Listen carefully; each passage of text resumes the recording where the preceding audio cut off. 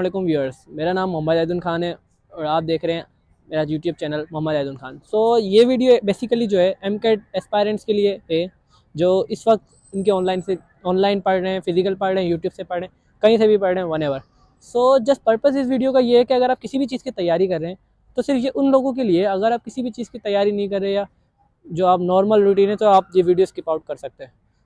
Just मेरे कुछ points हैं कि आप जो है पहले समय पहले अगर आप क्लासें ले रहे हैं, अगर आप ऑनलाइन ले रहे हैं या तो आपने क्लास अटेंड समय पहले करनी है, क्योंकि आपका जो टाइम है, अगर आप किसी भी फिजिकल या कुछ भी पढ़ रहे हैं तो एटलीस्ट आपने अपने टाइम मैनेजमेंट करनी है कि क्लास आपकी होनी चाहिए मुकम्मल, और उसका काम जो है डेली बेसिस पे करना है।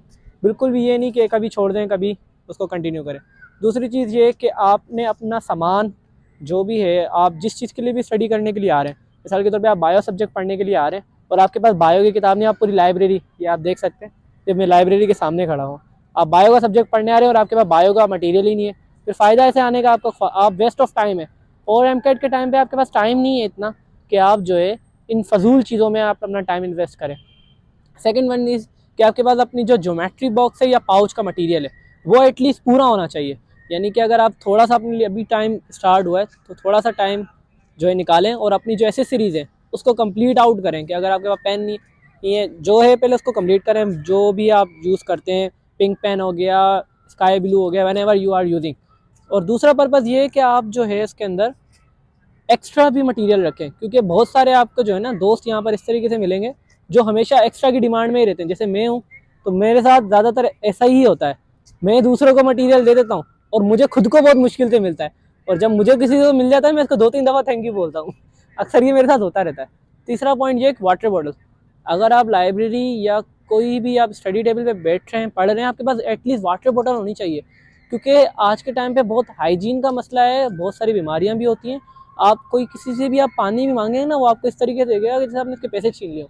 जाहिर सी बात है, पर्सनल यूज़ की चीज़ है वाटर बॉटल, आप ऐसे किसी की यूज़ नहीं कर सकते। चौथी चीज़, अगर आप एयरफोन या अगर आप एयरबड्स यूज़ कर रहे हैं, तो अभी एयरबड्स या एयरफोन जो है आप देखें यूज़ कर रहे हैं लोग, तो लोग कैसा सोचेंगे आपके बारे में, यानी कि आप जो है थोड़ा कंफर्टेबल रहे ना, कि अगर आप एयरबड्स ला रहे हैं तो आप घर से चार्ज करके लाएं, या फिर अगर आप एयरफोन्स यूज़ कर रहे हैं तो एटलीस्ट दूसरे के मत लीजिए, क्योंकि बहुत सारे लोग अगर आपको कोई मुंह पे कहेगा कि भाई पर्सनल यूज़ के लिए, सो आप बुरा भी मान सकते हैं।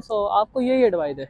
सेकंड वन इज़ दैट कि आप जो है अगर आप मोटरसाइकिल पे आते हैं या किसी भी व्हीकल या साइकिल वगैरह कोई भी चीज़ आप कैरी आउट कर रहे हैं, तो एटलीस्ट आप उसको पर्सनल टाइम पे रखें, क्योंकि ये एमकेट का टाइम है और इस टाइम बहुत सारी जो है मसले आ जाते हैं। मिसाल के तौर पे ये एक छोटी सी कहानी है।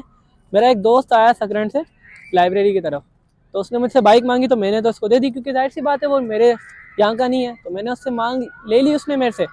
और जब मैं खुद घर जाने के लगा तो मेरी ताज पेट्रोल के पास गाड़ी बंद हो गई। अब मेरे तो ध्यान में नहीं, क्योंकि मैं अपनी गाड़ी हमेशा टिप टॉप रखता हूँ, पेट्रोल उसमें एटलीस्ट होता ही होता है, लेकिन उसने पूरा खर्च करा के गाड़ी मुझे ला के दे दी। एटलीस्ट वो मुझे बता सकता था।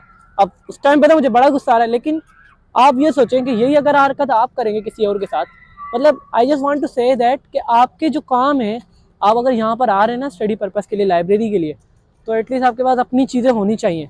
आप कभी कभार का तो चलो समझ में आता है कि आप कभी कभार किसी की ले सकते हैं, लेकिन इट्स नॉट, टाइम नहीं है हमारे पास अभी इतना कि हम जो इन फजूल चीज़ों पे टाइम स्पेंड करें। अगर देखो ना, अगर आपकी पर्सनल यूज़ है, जैसे मेरी अपनी पर्सनल यूज़ होती है बाइक की, तो मैं उसमें पेट्रोल फुल भरवा के रखता हूँ। मेरा पेट्रोल उसमें फुल होता है कि मतलब यूज़र सी बात है, पेट्रोल तो भरवाना ही है, 500 रुपये का बाद में डलवाऊँ या 300 रुपये का बाद में डलवाऊँ, डलवाना तो वैसे भी है।